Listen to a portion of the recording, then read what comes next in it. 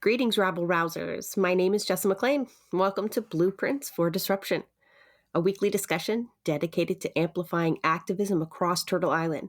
Together, we will examine tactics, explore motivations, and celebrate successes in disrupting the status quo. This podcast is a proud part of New Left Media.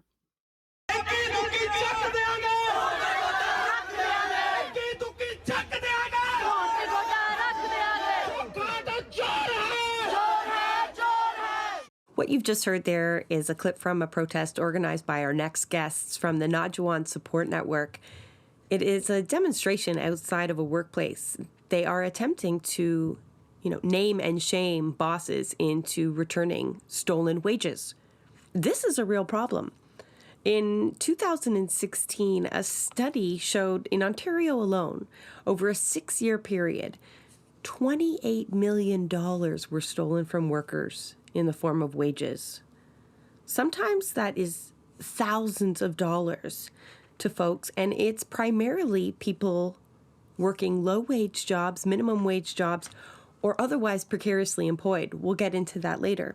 This episode of Blueprints of Disruption isn't so much about worker exploitation and wage theft, which we do discuss, but it features the resistance that exists within workers. Our guests are Simran and Arin, both from the Naujawan Support Network. I will let them, of course, describe their work in more detail. What I will tell you, though, that is the work that they do is entirely driven by marginalized workers, many whom have worked very hard jobs, far from their homes, only to have their wages stolen by their bosses. So the stories we'll hear are both incredibly inspiring, but equally devastating. So I do want to take time here to issue a trigger warning on the mentions of suicide that will happen in this episode. It is the reality facing workers, but some parts may be hard to listen to. The absolute precarious nature of employment is leaving more and more workers susceptible to wage theft. But I cannot stress enough here that my guests do the same, that our laws around employment and immigration have purposely maintained very exploitable conditions for those immigrating to Canada, particularly international students and workers without permanent residency. You'll hear it referred to as PR throughout the episode.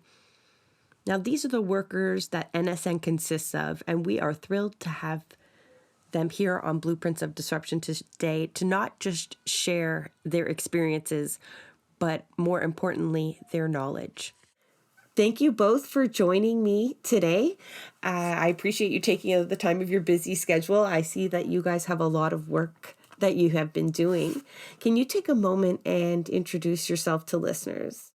Thank you so much, Jessa, for inviting us to speak with you today. My name is Simran, and I'm a member of Naujawan Support Network. Absolutely, yeah. Thank you for having us on here, Jessa. My name is Arin, and I'm also a member of Naujawan Support Network. Both of you, Arin and Simran, can you tell us what you do with the network? I imagine you wear many hats, but what kind of work are you doing there? So we're kind of doing a day-to-day talking to workers, working on individual campaigns, organizing events for protests. It's not really like an NGO where we have like a specific hat or a specific role. So we're kind of just general members, and everyone takes on different responsibilities as they come and as their personal and work lives allow them to. That can be a challenge. Arin, is it the same for you? Mostly just pick up what needs doing? Yeah, absolutely. I think of us like as kind of a collective. We all kind of pick up the slack wherever necessary. No kind of stone left unturned. Whatever realistically the organization has to do is decided on as a group, and then there's different members that pick up whatever necessary seems to be needs to be done, kind of thing. So for folks that don't know, what does Naujawan Support Network do? What is their primary goal? Um, well, it was created as a group of like international students and workers, primarily that reside in Brampton, but like increasingly now into Peel region. And a year ago, like we noticed that there was a significant amount of suicides that were happening in our community, largely from international workers and students that came here and just didn't have any mental health outcomes that were, positive for themselves.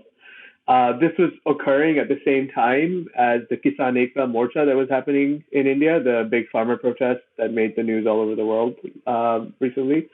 And there's a long history of these farmers and peasants having to, put up with these awful conditions and exploitation in India. And there's a lot of like history of them committing suicide over these sort of things as well. So we saw the parallels between those two, and we decided to organize ourselves to fight that exploitation as it happened here. Obviously, the India has a fascist government in place that like doesn't help with that. But of course, our government has its issues as well, and we wanted to fix the material conditions under which this exploitation was occurring and under which people were committing suicide at the rates that they were at the time, and still are. That hasn't stopped. And just broadly in terms of what NSN is, we're a group of international students and immigrant workers primarily based in Brampton, but we have many workers who come outside of Brampton specifically for our meetings, and we directly confront the people who exploit us through collective direct action. Let's talk about your tactics. Very in your face, right? Like that's, from watching a couple of the videos, we've seen the tactic of, bringing it right to the employer. So these are employers who have not paid the wages of their workers, correct? And it's, I've heard you explain it as creating consequences, real life kind of consequences for employers. Have you found that that's been effective in recouping workers' wages? Yeah, I'd say so. We have this tactic of confronting our exploiters. We have been, using that decently effectively. Since we started last year, we've been able to recuperate $250,000 worth of wages for our membership. So our tactics, as you probably already know, or maybe you don't if you're listening to this podcast, is to basically name and shame our employers via protests in front of their businesses and their places of residence, i.e. their homes. So, we do that, and we also strategically do social media boycotts of these places. So people in our community also don't purchase goods from these places. That kind of happens organically. We don't explicitly ask for that, but that happens over time.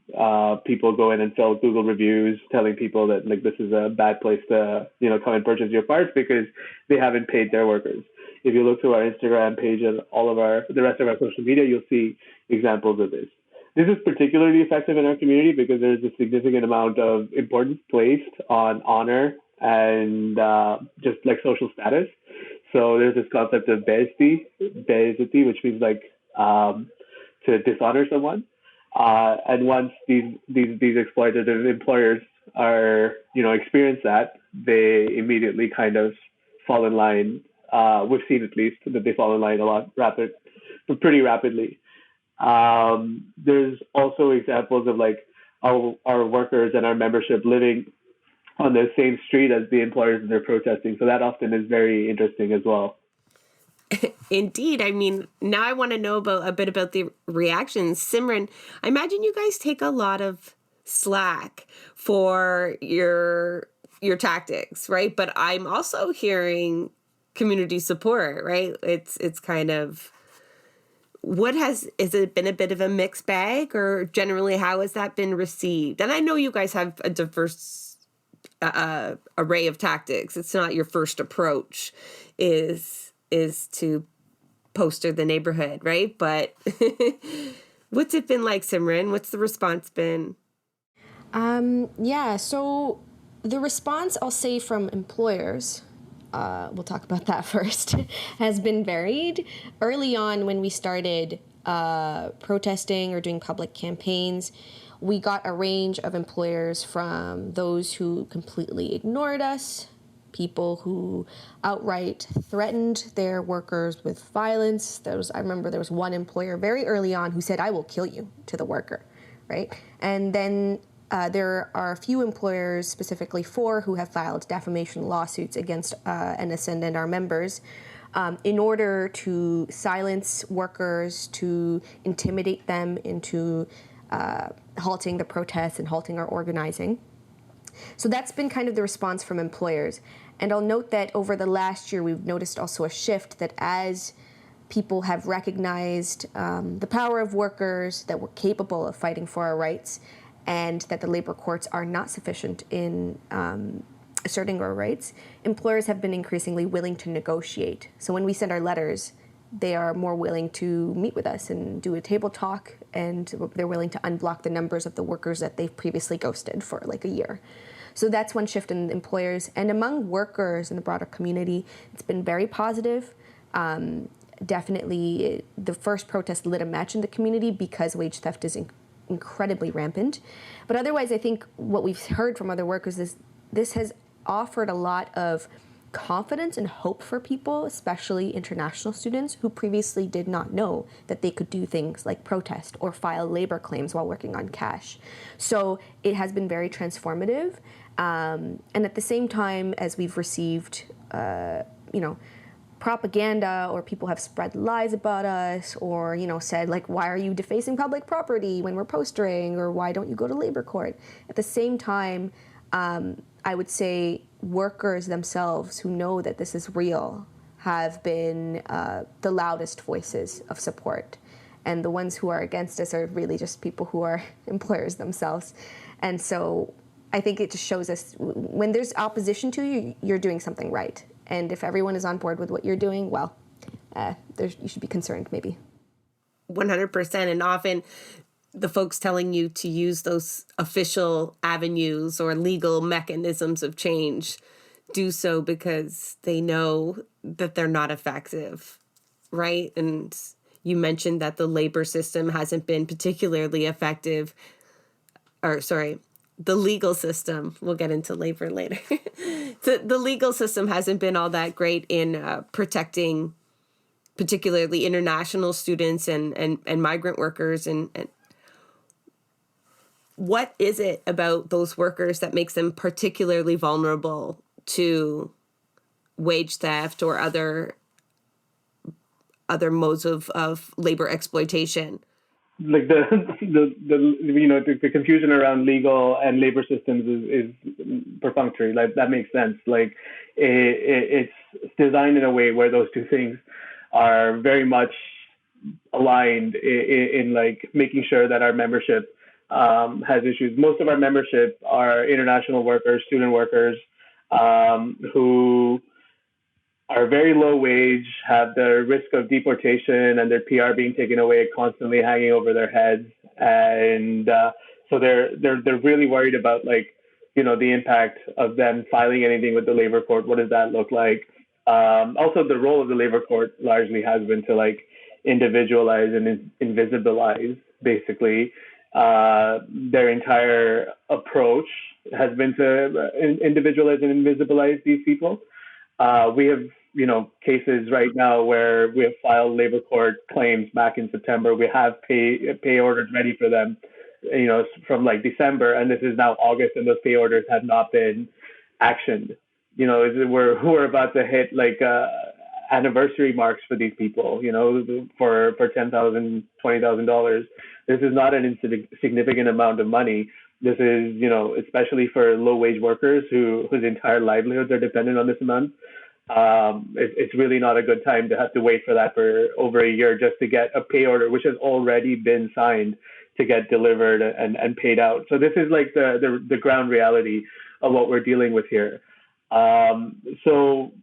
This wage thieves are aware of this. They have been relying on this for years in order to continue what they're doing. Like Simran said, wage thieving or wage theft, is rampant.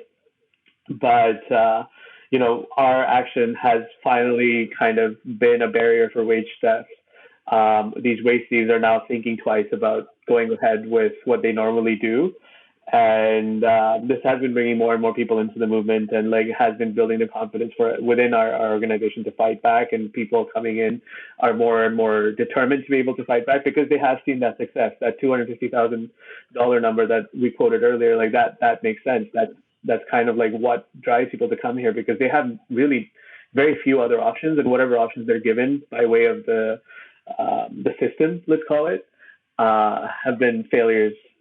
And also, this has had like a bit of a disciplining effect on employers. Like I think Simran mentioned this earlier, but employers now, once they see this, they think twice. They think twice about wage theft, and that's a good thing, and that'll always be a good thing. Oh, I wanted to answer your question about what makes workers more vulnerable. We already know workers are exploited regardless of status, but particularly our membership, international students, people who are on study permits, people on work permits, people who don't have PR, maybe people who don't even have status. Definitely one of the main things is being new to the country, maybe not being fully aware of your legal rights, at the same time as being kind of beholden to your employer because you want access to PR. The PR immigration system is very much tied to receiving experience letters and other forms of support from employers. So many people, including through bonded worker contracts, are at the mercy of their employers, and it's a fundamentally unequal power relationship on top of the unequal relationship between a worker and an employer in the system already. So that's one thing, and I think, just like Arin said, when you have one case or one campaign become an example, it has a ripple effect. With the Jadhat case, with Satinder, she worked as an international student. She received cash as a form of compensation, right? And still there are students who don't know that they can work on cash, that there's nothing to be, feel shame about that you can file a labor claim. And so those are fears of deportation, fears of speaking against your employer, a fear of kind of entering the system, so-called system, through a labor claim. Those are fears that are particular to our membership. How do you bridge those fears? So how do you get workers to trust you and your comrades there? Because it is a very kind of public, response to challenge your employer that way. And so I imagine your reputation precedes you now, which is, due to your great work. How else are you helping folks kind of come into the circle and get help? Well, like the workers are our membership, right? Our entire membership is comprised of these specifically low-wage workers that, are in our community. And our expectation from our membership has always been that, we are here to help you and push you along with whatever case you're fighting presently. But, once a result is reached where, you are happy with the outcome, or whether you are not, and also concurrently while your case is being processed, we need for you to continue coming to our meetings and supporting everybody else in your position. We have tons of people whose cases that we have already, won, that keep coming back. When I first joined NSN, I wasn't a founding member. I joined NSN, more recently. Simran, she founded she was part of the founding membership. So when I joined, it was like exhilarating for me to see the people that I had read about on Instagram actually be there, fighting for the next person in line that needed that support. So that like expectation is very clearly outlined to our membership when we take their case on, and we show consistency over time, right? Like there's a sustained amount of effort and work that goes into building this, and we constantly tell them we're going to do something, and then we show up and we deliver on those things, which the membership is obviously observant of that. It's something that they have seen other systems fail to do. Like the labor courts might promise them something and do another thing, whereas we, on the other hand, do not, go back on our promises, which is kind of a big deal for us. This is also aligned with Punjabi culture, language, and faith, where like there's a lot of like that piece about honor that we talked about earlier. Like once your word is your honor, kind of thing. So that is very effective.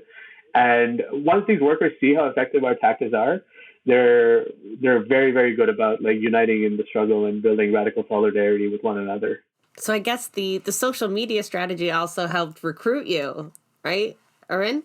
So Absolutely. Yeah, that's how I found out about it. yeah, so if you're going to put on these great visible displays of solidarity and resistance, you guys are doing a really great job of also getting them out there.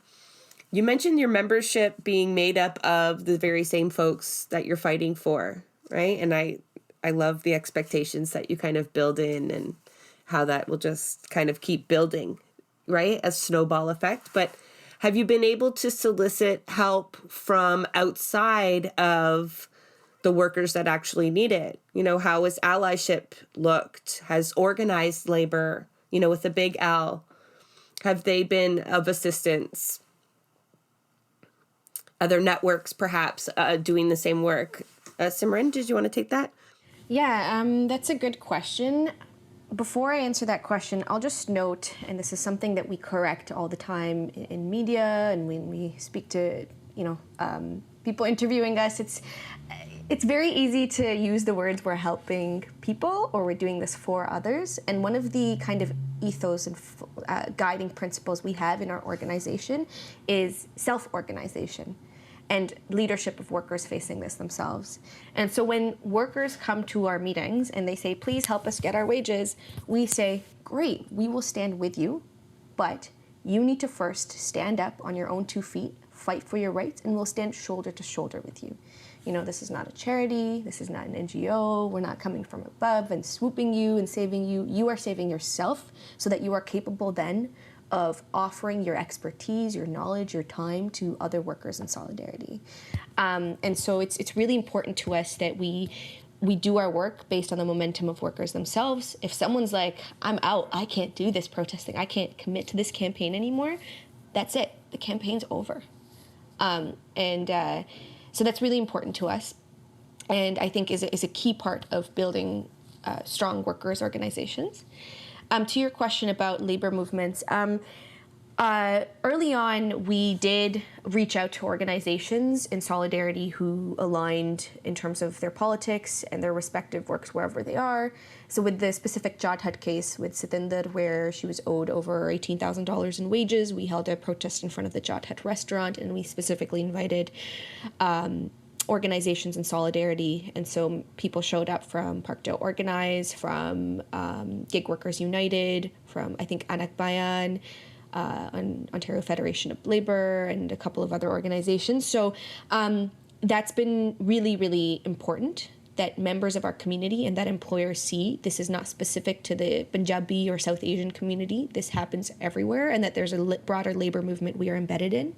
And then more recently, I think connecting with other labor groups at Labor Notes in Chicago, and having also at our last protest at Sook Auto, we've had members of other union locals join us, members of other worker organizations.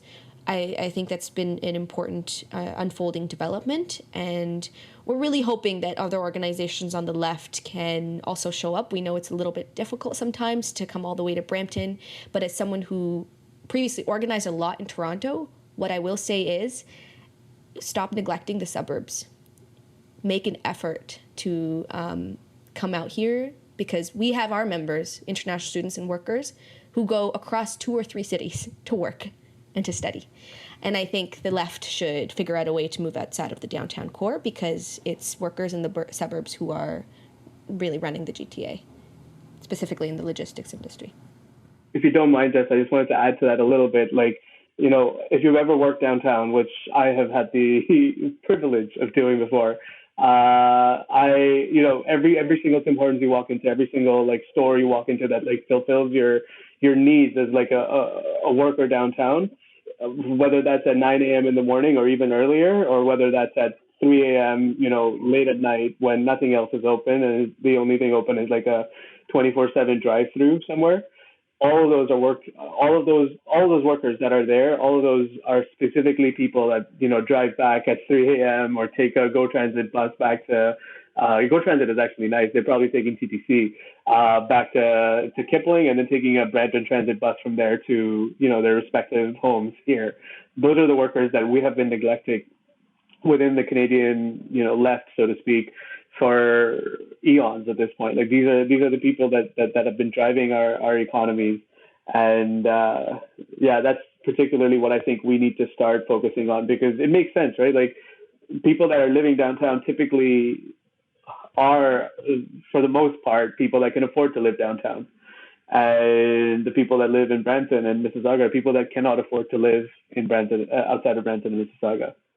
Yeah, they say, well, farmers feed the city, but it seems, like outlying York region and Peel essentially staff the cities.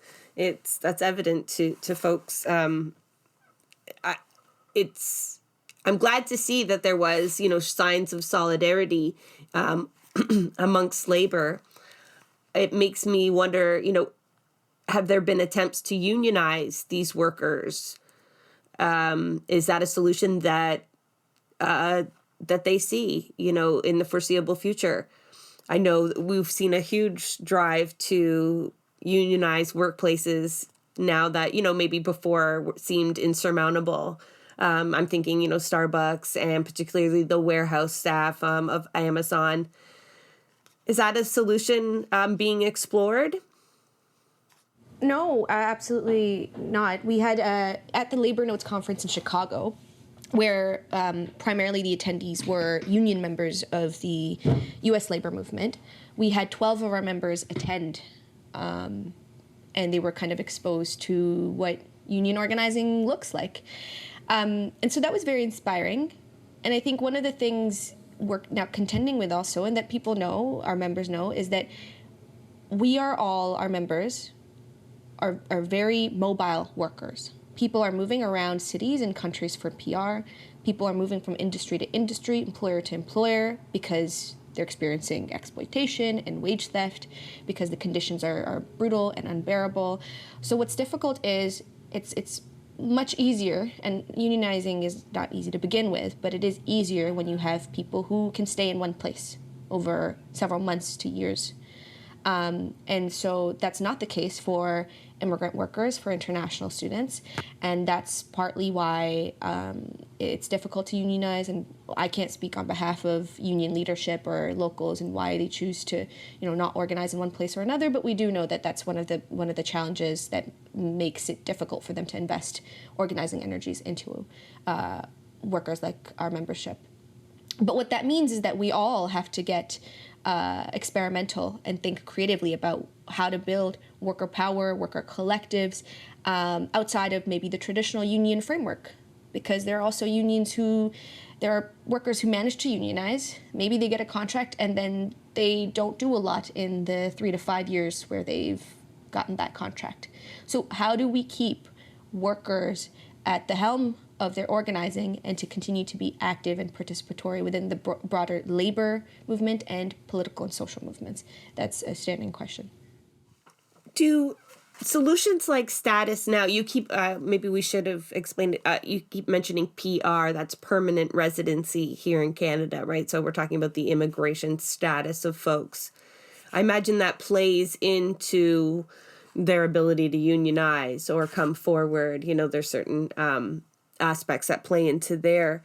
But there is a movement about the Migrant Workers Network, working to get landed status now for a variety of precariously employed people like migrant workers and international students. Would that help solve some of the problems, outside of, or at least within the confines of capitalism that still exists, right? But is that a legislative solution? First of all, would having permanent residency and immigration status that is, something like citizenship be helpful to immigrant workers in feeling more comfortable asserting their rights and organizing? Absolutely. The reason that so many of our members pay thousands of dollars sometimes to immigration consultants, the reason why they tolerate horrible conditions in the workplace is because they have a desire to get PR and to have stability and security and a life of dignity here. So absolutely, we see the immigration system as one of the root causes behind why this exploitation is happening. And in terms of our membership, we do make decisions democratically, and I will say my best sense of status upon arrival, which is certainly something that would be very helpful and is a broader goal, is not something that has organically come up in our membership as kind of a demand, because it seems pretty far away from us, right? Right now, we still have members of the community, international students themselves and other immigrant workers, who are still having conversations about the 20-hour policy that limits international students to work 20 hours per week. That small legislative change that could change everything for international students. So I think we like to kind of be really grounded in the discourse and the concerns that our workers, our members have. And I think there's no doubt that immigration status is a huge driver of uncertainty and exploitation. And if it were to happen, I think that would be that would very much give people a lot more confidence to assert their rights. And that's why we're saying that we can't separate issues of immigration from exploitation as well. Yeah. Okay. I feel like I'm a little bit more confident to be able to add to this now, because there's a few things. Like there's a number of drivers of exploitation, immigration amongst them, of course. But in the society we live in, these people that are on the most marginalized, vulnerable edges of society, our membership really, these people have exploitation and are vulnerable to exploitation from a lot of different fronts. Immigration amongst them, like we've just outlined, but of course we have landlords that are doing the same thing to them. Colleges, like we just had protests recently at Alpha College in north of Toronto, where students just in the middle of their semester were just kind of left high and dry, and they had to organize in order to get the restitution that they deserved. Government, of course, with that 20-hour limitation that Simran just outlined, these are very small legislative changes. Specifically, that 20-hour thing is like a very small legislative change that can entirely change the landscape and make lives so much easier for each of our members, really. On top of this, we can talk about like sexual harassment that these people face in the workplace, and they're worried about like pushing back against, because you start a case against your boss who has to sign off on your PGWP, which like allows, if your listenership doesn't know what PGWP is, it's basically the postgraduate work permit. You come here as a student, you finish your education, and you get a year within which you get a work permit for a year, basically. And if you hold that job down for a year, you can apply for PR. So if you're in your PGWP and you're sexually harassed, you got to put up with it for a year, because or you could find a new job, but like it's half a dozen of one and six of the other, basically. So that's basically where things stand with these workers. And our end goal is, of course, that we are able to transform and shape the conditions these workers live and work in, like our membership lives and works in. But our limitations include the fact that like we're funded by low wage workers for the most part, right? Like these people are low wage workers who are earning nothing, and even so, they've been stolen from. Like whatever they were supposed to earn, they're not earning, and that's our funding. Jessa, like how are we supposed to fight this behemoth that we're up against when that's our funding? And we're doing monthly meetings, and almost once in every 2 months we have like huge rallies. And we're funding that using money that we have from our membership. We're completely self-funded. And that is the exploitation we're dealing with. That really piles on and starts to kind of, it's hard to fathom, I'll be honest. So limited to working 20 hours a week in a minimum or low wage job, being stuck for months without your paycheck. Is that typically what happens? Just like stop pay? And what normally would a worker do under these circumstances had they not come into contact with the network? Like what were people previously, other than what you mentioned at the beginning, when there's just no way out, like what other recourses were attempted? Like, or is it essentially they just have to deal with it? They absolutely just have to deal with it. We outlined suicide, which is a solution that a lot of people look to. That's not tenable, obviously. That's what we're trying to combat. Nothing in our healthcare system, nothing in our labor rights, like our labor law system, our legal system ever stands up to fight that. So yeah, I mean, it's this like ragtag group of like brown people in the suburbs that are sitting up and fighting this right now. But that's the material reality of the situation. And our resources are limited, like I said. Like we're funded by poor people. We get hit with lawsuits sometimes from these employers, and that's always a fun one. We could probably get into that, but yeah, there's a whole litany of things that we're fighting against, and still we're winning, which is great. Yeah, and I'll just add the worst case scenario is, of course, suicide. The other thing that happens is people have to borrow money from their friends, their families, from anyone they can find to pay their rent, to pay their groceries. As an example, we are currently doing a campaign against a restaurant named Baba Daba, employer Mahabir Bhat. There are 7 restaurant workers, former restaurant workers, who came forward about stolen wages at the restaurant.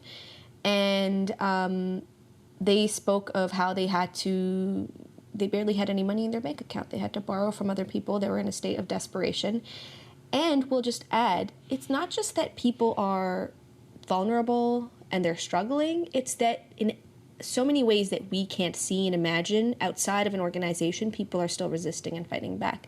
Specifically with Baba Daba, the 3 workers that came forward about their experiences of wage theft after the first protest that we did in front of the restaurant and home of the owner, those 3 workers recounted a story in which, while they were all working at the restaurant, one of their co-workers had not been paid her wages and could not afford her groceries. So they refused to work. They sat down and said, we're not going to work until she's paid. They did this on their own. They did this without NSN. They did this without a union. And that is the spark, and that is the strength that is within workers that exists, that is, I feel, is very often diminished or outright neglected by people on the left and by unions. And I think that's like within us, and that's what we have to build from. And so before NSN, certainly people were struggling more than they are now. But I would say there were also probably ways people were resisting and keeping their heads high without an organization. And that's worth tapping into. I'm so glad you chimed in with that. Obviously, it's important to note that, the worst case scenario does exist, and it's part of what drove you folks to create the Naujawan Support Network, but also that resistance exists within us. That's very powerful. It was worth repeating there. Thank you for that, honestly. You guys facing lawsuits and, obvious struggle in raising funds within those confines, what would you say the most pressing need is for your organization? Are you guys taking care of each other as well? I mean, you do a lot of work, and burnout is an issue for everyone, but, what could you guys do with a lot of right now? We could do with all of our members being paid their wages. That would be real nice. I'll just add, and for anyone who does want to contribute, the defamation lawsuits out of the 4 that NSN has faced, the very first one we defeated. And what you should know about defamation is that if what we're saying is the truth, then we really have nothing to fear. And we know that what we're saying is the truth. We also review people's evidence, we do our due diligence, and we trust that no worker would take the risk of also coming out into the public if what happened to them wasn't real. And in order to fight those lawsuits and to make sure no other worker who is thinking about campaigning is intimidated into silence, we would encourage any listeners and supporters to donate to the Legal Defense Fund. And so I think that is a barrier, that is a challenge, and we're hoping that legal mechanisms is not the challenge for our organizing. The other thing is that we need people on the ground. So when there's a call out for a protest, we would really encourage members of other organizations to come in solidarity. Feel free to share your words. We really love it, especially if workers, rank and file workers from other unions and organizations would like to share their experiences of worker action, of strikes, and to share the stories across our respective spaces. And I think Arin, maybe you could chime in on this as someone, like how you felt as a new member of our organization as well. Well, not so new. It's been a couple months. But I think the strength of an organization is if multiple people can handle campaigns and handle tasks on their own and support one another with that labor and with those tasks. And that's in part why we place an emphasis on worker-led campaigns, because it's really on our members to carry the momentum and the labor forward, and that's also our goal, is to make sure that there's the organization isn't reliant on one or two people or activists. It's reliant on worker self-activity. Yeah, I mean, for the piece that Simran just outlined, for years, I've been trying to get involved in my community to try and find a space that aligned well with my politics. And for years, like I went to a number of organizations across the GTA where I tried to be a part of whatever their events were and such, to try and find my niche within each and every one of them. But it is hard to get involved, to be honest. And I think if your goal, Jessa, is to help people get involved, it has been something that I think a lot of these ground level groups organizing, I faced a lot of trouble doing that. I would go to events, but there was no that consistency piece that helps with our membership right now, regardless of which strata of society you come from, is actually very important. And I don't think I realized this prior to joining NSN. And I also don't think I realized that this was the flaw in the organizations that I was looking to get involved in. I will not name them, and there's no point in doing that, but there's no dearth of organizations that I tried to organize with at the beginning, before finally finding myself in October or November of last year at the Chat Hut rally with somebody that told me that this was happening. I'd been following NSN on Instagram at that point for a few months already, but I saw that they were organizing a rally in Brampton, which is, I've always wanted to be able to organize here in the Peel region, because these are, on some level I knew that these are the real workers that, affect me. My parents moved to this country. My mom worked at a pizza for years. My dad pumped gas at Petro-Canada. These are the immigrant jobs that they started out with. Now my dad works, in Toyota, and my mom works in the Peel District School Board. So that's the immigrant journey that we're both on some level, it's seen as poverty porn, but on the other side is also what this Canadian country seems to take pride in. But there's a lot of people that don't get to do that. A lot of people don't get to work at Toyota, having started out as a guy that pumps gas at Petro-Canada, or is one of those people behind the counter at Petro-Canada. And that's because they never get that upward mobility in our society at all. And most of our membership, unfortunately, has that material reality shifted for them because of the fact that they're facing wage theft. And so I started to get organized. That was my, first thought around it. I went there. It was a very welcoming group of people. It was also fantastic to see other brown people organizing, to be honest. That was probably what I wanted more than anything else.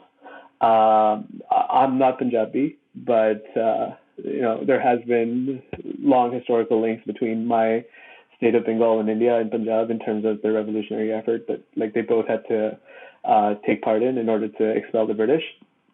And to see, the ideological successors of those people in India organizing here meant that I had to do my state's part in it, and maybe that's a little bit nationalist to say, but that was entirely, it's a part of me, I can't deny that now. And I started organizing with them, and I have never seen any other organizations so open to new membership, new ideas. That's not to say, I make mistakes all the time. I've probably made a few on this call, and I have obviously in the few meetings that I've been to and everything. But the reality of the situation is that given the raw / unpolished energy that somebody wants to bring to organizing, this is the type of organization that I think like they should be targeting themselves towards, because like up until now I was floundering recklessly and kind of aimlessly until I got to NSN, and now like the work that I'm doing with the membership, helping myself realize how I belong to them and they belong to me more than anything else, has been like the kind of like radical solidarity that I've read about in all of the European literature that has taught me that needs to exist. But like now, I get to see it in brown communities, and to be honest, I think they learned it from somewhere too. The European literary authors or whatever that like talked about it. It didn't start there, like everything else. Yeah. Exactly. So that's kind of been a lot of, it's just been some really fulfilling work to be able to do this. You do light up when you talk about your kind of onboarding and how you seem to have found your home in organizing. I want to go to Simran because you were founding member of the NSN network. And did you do this consciously? Were there mistakes you had made in your past that you learned from to build such a welcoming, positive environment in Peel? Yeah, so just for context about the founding of NSN, just to paint a picture, prior to that, a couple of us were involved in the farmers' protests, the solidarity protests in the GTA. And so we held a community event in a park to honor the lives of the international students who died by suicide, as well as the over 700 martyrs in the farmers' protests. And it was discussions there and the people, workers who were present there, out of which NSN was created. So just definitely don't want it to seem like it was just one person. There was a collective effort to make this that was driven by workers. In terms of kind of lessons, I think it's really important to not see organizing as an abstract utopian political project that you can concoct in your room with your friends who read books. That is not how it happens.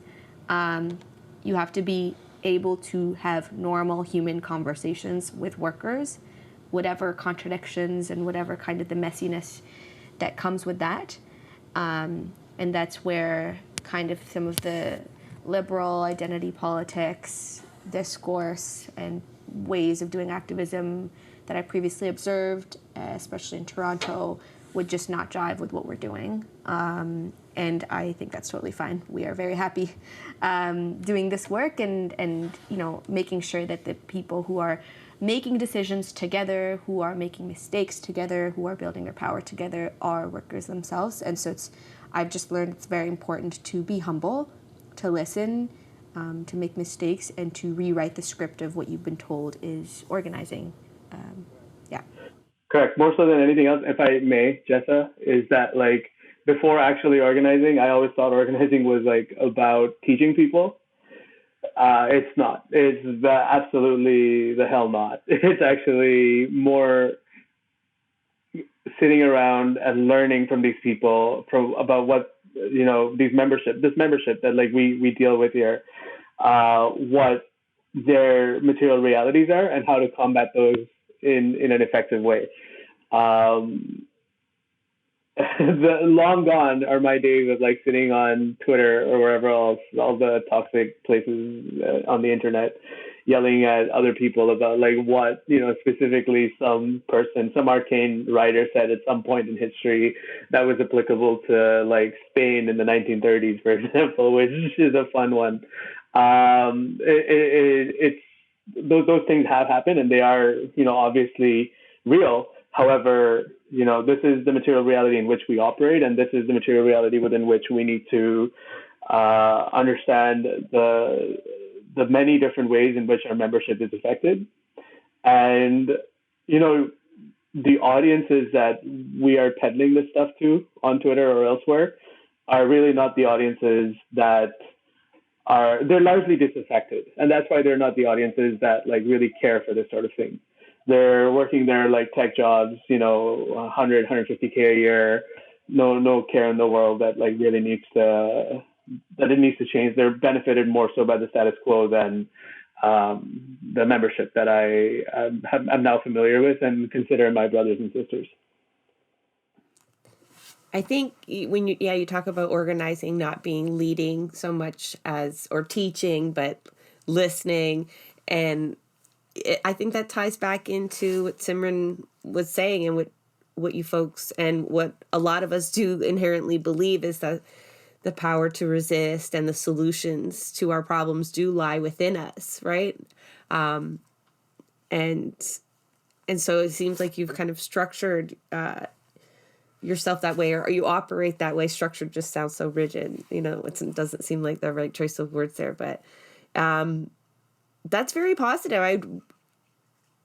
I would love to be a fly on the wall and to witness this, because it sounds truly remarkable,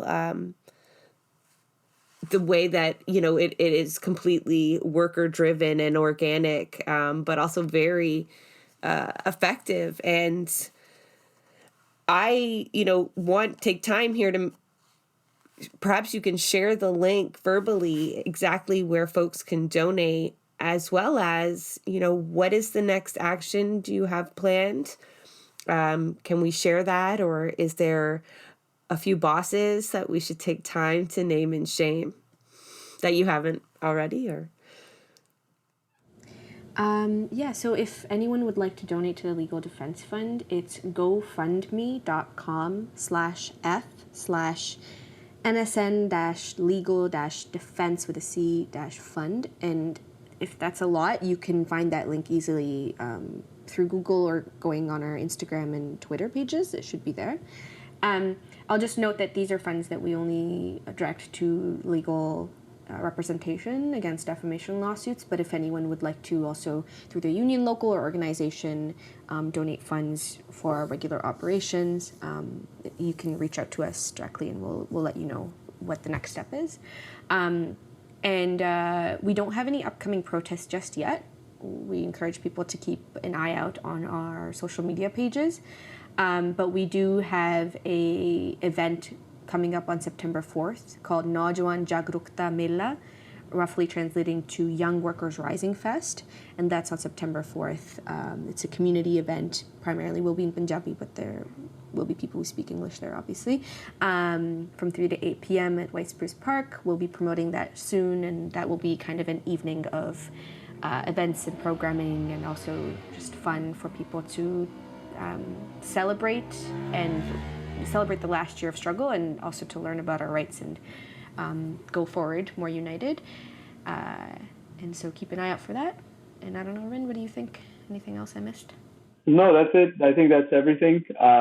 Please follow our Instagram page, or like our Facebook page. And do we have a Twitter? If Yes. there is one, follow it. I don't know if I'm pretty sure I follow it, actually. I think it's Edison Field, right? Yeah, that's right. And then there's also a TikTok I know of. Follow all of these things. I will make sure to do the same, I think. I might not be following the TikTok, but that's because I haven't gone on TikTok in a while. it may be a hole you don't want to go down. Yeah.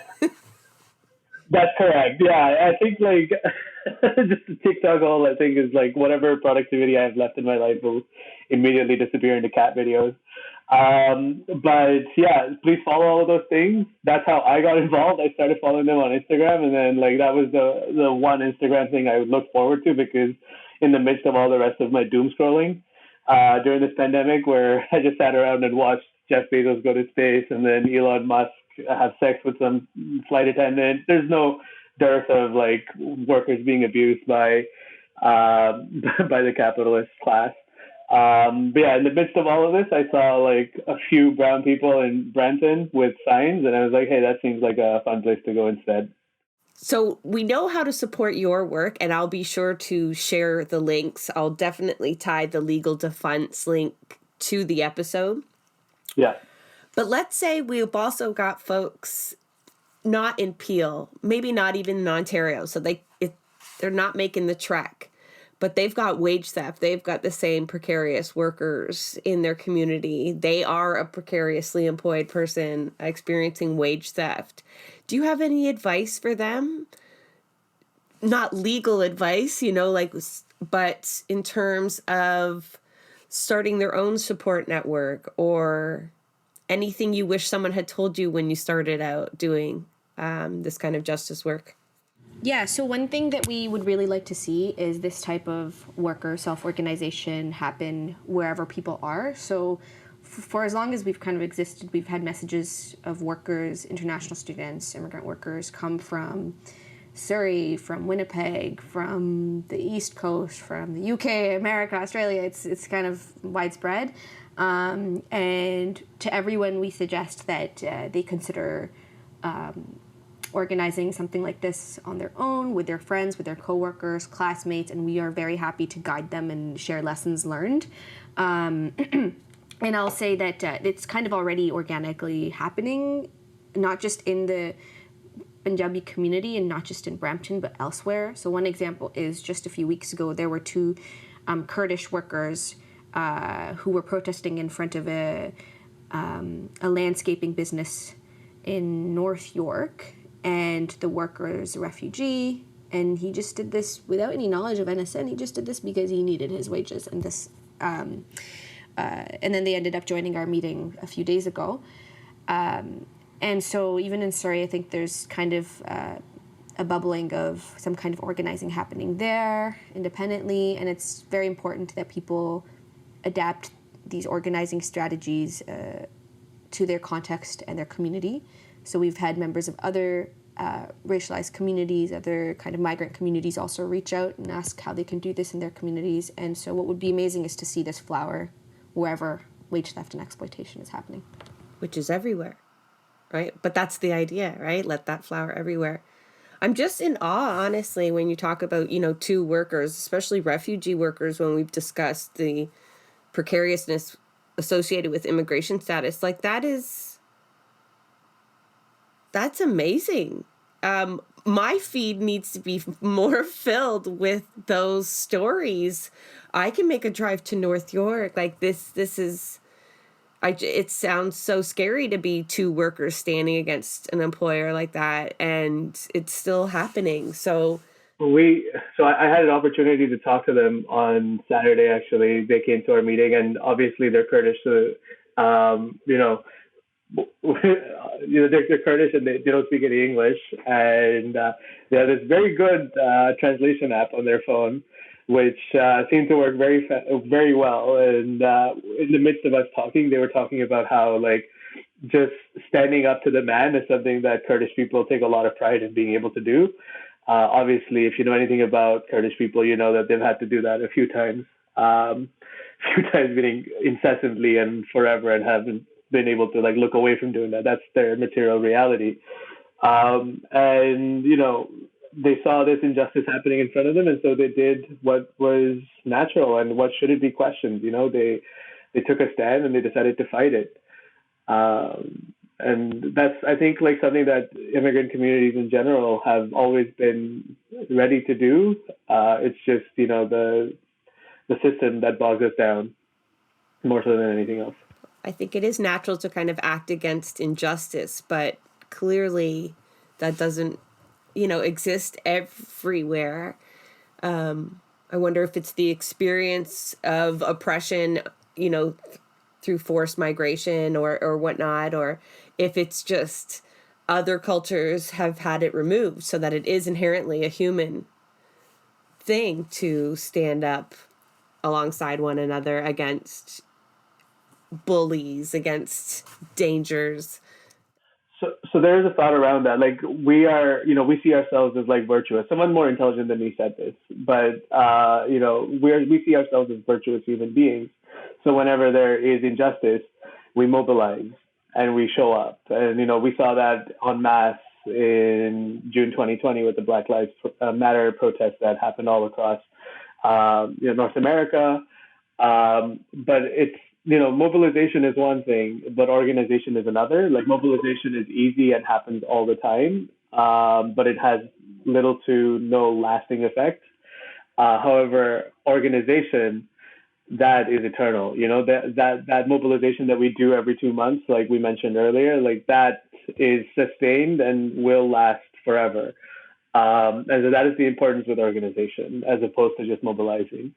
And I think like the immigrant community that we're touching upon, like these people have been organizing, have been protesting in an organized fashion since time immemorial, whether that was in the anti-colonial struggle, anti-imperial struggle, or we see brands of it here as well with the groups in North America that are fighting for indigenous rights. Like they have been organizing since time immemorial, right? And so we see that exist in a number of communities, and organization is like the key aspect of all of this that ties us all together, because we can mobilize as much as we want, but the next news cycle or 2 news cycles after that, the mobilization is forgotten, but organization cannot be. I'll just also add to that, I think it's specific to the history of Naujawan Support Network and our membership. We kind of arose during the time of the farmers' protests, and for people who don't know, that was a year-long occupation of the borders of Delhi by farmers from primarily Punjab and Haryana and a few other states.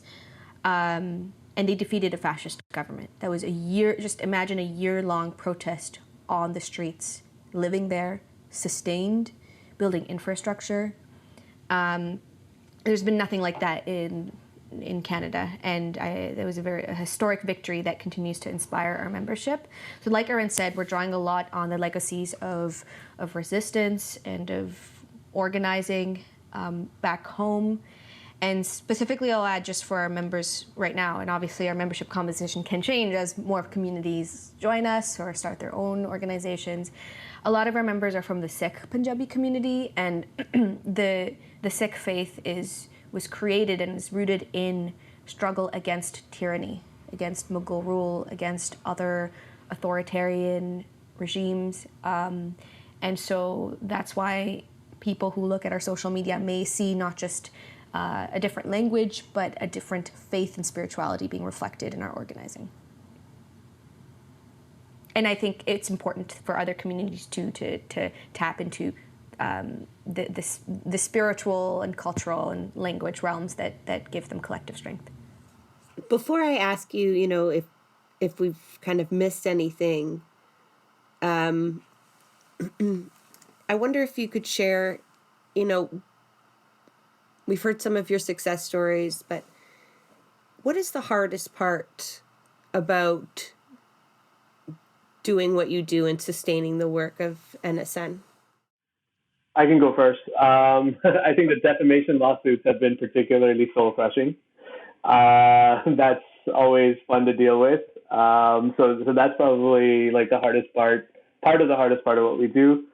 And yeah, I think we mentioned this earlier about like us being self-funded with low-wage membership. Everybody in our membership is low-wage workers. So that's tough to do. And another struggle that we currently have is that like we're primarily focused on people that have since left their jobs at the places that we're exploiting them, but we still have people at those same places working to this day, right? Like they're currently being exploited as well, and to kind of transition towards that, where we want to be able to have these people that are currently in those roles also on side with us while still risking like losing their job, which is like there's a dissonance around like once you've lost your job, I think you're okay to fight against your previous employer, but it's like a lot harder to do when it is your current employer, and it actually materially impacts everybody else as well. So that's probably, I think, like what I would say are amongst the hardest things we're working on. So you've touched on in part of what drives you both, but the organization side, Simran, what makes you do this work personally? What do you find most rewarding?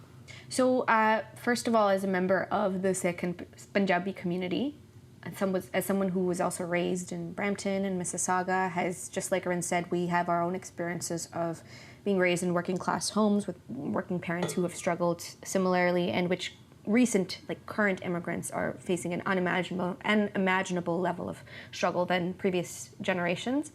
I think it's certainly something I personally relate to, and had my parents not immigrated here when they did, I would be sent here as an international student today. So I think that's kind of personally why this is important to me.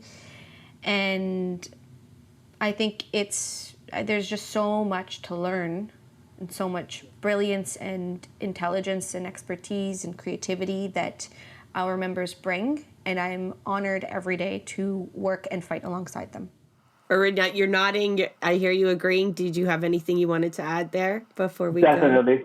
Yeah, definitely. Two things. One is, especially to Simran's point about the intelligence of our membership, far more frequently am I like enthralled by the brilliance of what I'm around within, people that, we in our society perceive as anti-intellectual because of, and it's unfortunate that we think of like the working class, the blue collar laborer as like unintelligent. And I think that's like pervasive regardless of like how much theory you read, so to speak.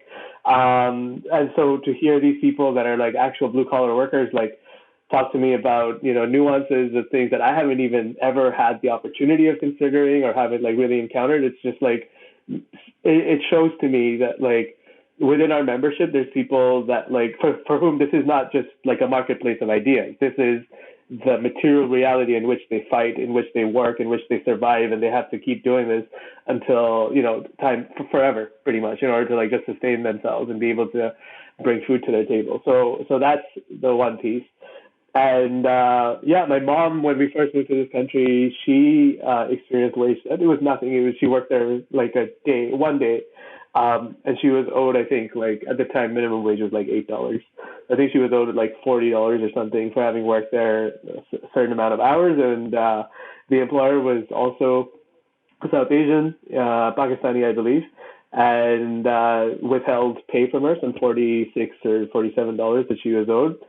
And she stood there and fought him basically, and not like actually physically assaulted him or anything, but like, yeah, I've seen my mom. She will not hesitate to throw hands if necessary, but like, she definitely, made sure that she was heard, and she got her money before she left. Like, and that was like one of the earliest lessons we learned here in Canada, is that even for $40 something, which to an employer is nothing, it's chump change. It's literally equivalent to like, a toner cartridge or whatever that you're purchasing for your office. And he wouldn't do that. So that was like the reality then. And obviously, seeing this happen now and just like realizing that this happened in my family. And I was too young to like really think about it any more than, what I did when I was 13 or 14 when it happened. And like to be able to fight these people who are owed a hell of a lot more than my mom was. And, is something that like definitely speaks to the immigrant experience within me. Thank you. That's what I mean about my feed needs to hear more of these stories. I mean, you grew up with that kind of story, and it obviously, amongst other things, profoundly shaped you, right? So if we could just get all these stories. So I'm so grateful for your time, for coming on here, for sharing your stories, other people's stories, and for doing the work that you're doing. It's absolutely critical. I'm very inspired by it. I hope other folks are as well. Thank you so much for coming on. Absolutely. It's our pleasure. Thank you. Thank you so much for inviting us. So I hope this episode gave you an idea of the resistance that does exist within workers, that we do absolutely have the ability to fight back, even if it's by ourselves, but more ideally amongst other workers of similar conditions. Bold work like what the Naujawan Support Network does, obviously, as you heard, does not come without consequence. So they could use a lot of solidarity. This is just another reminder that they have a legal fund that needs support, as well as more bodies at their action. So please look them up and support them wherever possible, whether it's through a certified union or through cooperatives like NSN. I see workers getting organized like never before, and it is very encouraging, especially in the face of such awful working conditions for so many. So again, thank you to the folks at the Naujawan Support Network and for others doing similar work. Please support them in your efforts. Thank you. Like in all things that we do, there is a team behind Blueprints of Disruption. I want to give a big thank you to our producers, Santiago, Hello Quintero, and Jay Woodruff. Our show is also made possible by the support of our listeners. So if you appreciate our content and would like to become a Patreon, please visit us at www.patreon.com/BP of Disruption. So if you know of any work that should be amplified or want to provide feedback of our show, please reach out to us on Twitter at BP of Disruption. Blueprints of Disruption is a project of New Left Media, an independent employee-owned company.